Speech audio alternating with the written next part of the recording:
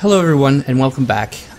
I just want to take a quick 30 seconds and say thank you to all of you that have sent me comments. It really helps me improve my content, the quality of my videos. Every little bit helps. Also, thanks to all my subscribers. I really appreciate your support and I will keep putting up great videos for you guys. Today the video I'm putting up is something that everybody keeps asking me in game, is how do I level so fast? What are my tricks?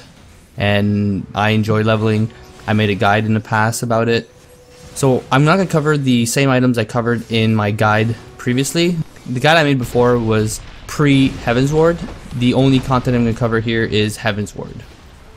Now, I had made my Heavensward thoughts on experience, and now that the game's been released for about 2 weeks, I have a better understanding, and things that I thought would be a great way to level turned out to be wrong because they changed the mechanics of how the experience gain is for the endgame content in A Realm Reborn. So I'm going to start with some of the basic tips that I've mentioned in the past, but I'm not going to go into great detail. Some of the things you want to pay attention to is having food, getting the experience food buff. If you're in an FC that runs with the XP buff, perfect. You're going to want to maximize your XP chain. To get an XP chain, you need to kill mobs that are at your level or higher. We're going to cover dungeons, the roulettes, leaves versus temple leaves, hunt marks, and side quests. Now we're going to start with chain XP. Chain XP is really good. What you want to do is kill as many mobs as possible in a short amount of time. If you're in a party, that will amplify the amount of experience you get because you will kill so much faster, which will create a longer experience chain and more kills within that time frame. Now another thing I've noticed is in Heavensward, I was actually very surprised that my rested experience is still going. I have my main, which is warrior, at level 60, and I have a black mage now at level 55, and still my bar is still blue, and I don't know how much longer I have in rested experience. I think a lot of people that went through their XP bar, they start with one of the 3 new classes, which starts at level 30, and rested XP is a percentage base, so they would have gone through it a lot faster. If you're trying to level your first character, just go through a story, do your side quests that involve you being able to fly in the zones. I personally, with my warrior, I did not touch any side quests other than those. Do some leaves while you're waiting for dungeons, or use some of the allowances if you just came back from the game and you're at 100 so that it regenerates while you keep playing. Get in every fates you see. Now, fate farming is very boring to me, so I don't fate farm, but if I'm near a fate that just popped and there's people doing it, or it seems like it's one I can do myself, then I'll jump in, because it will give a good XP boost. Do the dungeon at the level that it unlocks. If you're still unlocking the story, you may not be able to do this perfectly, but if you're on your second character now, by meeting the level requirement and doing the dungeons while you are at the lowest level possible to be in that dungeon, you will maximize your XP chaining. If you're one level above, the mobs will be one level below you and you will not get XP chain. Now, it's still a good way to get experience, but to maximize the effectiveness of getting experience, you want to do Dusk Vigil at level 51, Some All at 53, the Airy at 55, the Vault at 57, and then the Great Library at 59. Doing dungeons is great. The queue times are not that long right now, because a lot of people are leveling. If you find that you have a long queue time, then do fates, do leaves. As you're waiting, do side quests. The side quests don't offer a great amount of XP, but it's great to do side quests when you're by yourself, you don't really have a party, you don't feel like fate grinding, but eventually you'll run out of those side quests. And compared to the story quest, they give about half the experience. Now, you want to make sure you do your roulettes every day if possible. The low level roulette gives a lot of experience once completed, and same with the high level. Now, the high level roulette though, they changed how the experience works to prevent people from speedrunning a portion of the dungeon, then exiting and repeating. You basically get experience only at bosses and clearing the dungeon. Now, you still get a great bonus, so it's still worth doing. And once you hit level 60, you'll get law tomes out of them, which makes it easy to get your gear. Make sure to go back and check your guild hests. If you're like me and you leveled all your classes to 50 before they changed the guild hest bonus, whereas your first time completion was for just your character and now it's for every class, That's a good way to get a good boost in your experience because it counts as completing a quest. And some of them, if you're leveling the 3 new classes, will still get chaining experience. And you will also get a bonus for completing your weekly log. Now I noticed that in Heavensward there's no hunt log, but what you can do is grab your hunt marks. Now you don't have to go hunting for them because that's not as efficient unless you need the seals.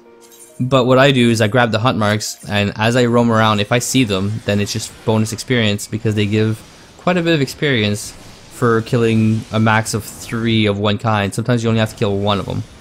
And they're not generally hidden, so you often do side quests, you'll often do story quests. As you're playing, you'll see them.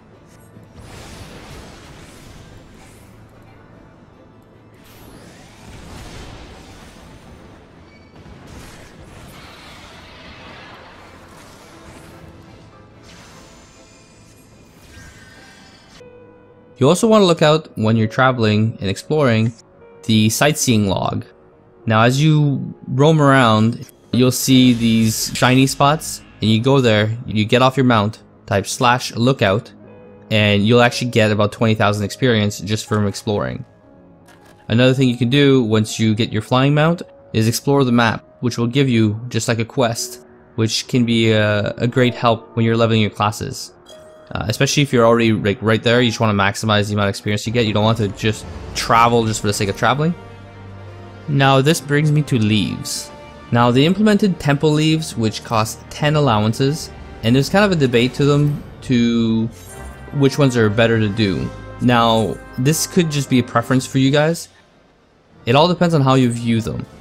Now if you do a regular leave, you'll get about 20 or 30,000 experience, which is great. It's basically a quest and you get allowances to just keep adding to it. Now if you're by yourself, this is great. It's easy to do. You just farm them. The only problem is now they're not in the zone you're farming them. They're in Foundation, and when you return to the leave met, then you return to the city and then you have to port to Foundation. You can only grab 3. There's not like a huge list of them anymore as far as I noticed. So the pro of the leaves is that it costs 1 allowance. The other thing too is now there's not a +4 for the level experience, so the bonus could be a little bit less. You get a +1 only. That's your only option. The areas are more tightly grouped for level gaps. Now what I like about the temple leaves is they do cost 10 more, which is not as good for the experience gain per leave. Now they give you about 5 times more without the bonus, and the bonus can be quite large. The trick to doing the temple leaves effectively is to have at least a party of 3. If you're in a party of 3, you'll clear them fast enough to get the bonus, and depending on which leave it is, you can actually do it a lot faster. Let's say you're doing an escort quest, you can just have 2 people kill all the ads, as that one person just concentrates on escorting the target to the waypoint. If you get my favorite, finding the imposters, you can just have one person just tagging all the mobs and running out of range while the other 2 kill the imposters. And that will give you a massive bonus, and it'll be a lot more than 5 times the experience of 1, where the trade-off is, even though you're using 10 allowances to the 1, the short-term experience boost is much better. That's where this falls in. If you don't have time or you don't really care to do 100 leaves, because 100 leaves is time consuming. 100 leaves will give you a lot better return in the long run, but to me that's a lot of my time that I could be doing something else, so I like to go in with 3 people, do the temple leaves, and then you get that giant burst of experience, which I did it for a friend of mine, and after doing 10 of them, I'm pretty sure he got about 1.2 mil XP, and it only took us about half an hour. It was really not painful at all. So just a quick recap. Make sure that you're maximizing your chain experience. Make sure you're doing the dungeon to the appropriate level. Do your roulettes. Focus on if you have any downtime to do leaves in between or fates. Figure out what works best for you if you want to do leaves by yourself, or if you want to get in a group of 3 or more and do temple leaves. That will give you a giant boost of experience. Don't forget your hunt marks, and do the side quests if you want. They don't give that much, but they're still there, there's still content. I personally find that the fetch quests are really boring, but it's still something to do when you're by yourself. Hopefully this information has been useful for you guys. I really love putting up a video when people ask me what they want to see. Keep the comments coming. I want to improve even further. And I'll see you guys in the next video. I'm gonna try to put up 2 videos a week. Now, I started a Twitch channel, so a lot of my time will be spent on the Twitch channel and uploading videos to YouTube. My static, we run Wednesdays and Thursdays from about 8 Eastern Standard to 11:30 Eastern Standard. Now, that's our raid times, and I will be focusing on streaming on those days. So if you want to watch and see how our static deals with mechanics, I highly encourage you guys to come and have a look. I will be more than happy to answer questions live, and hopefully I'll see you there.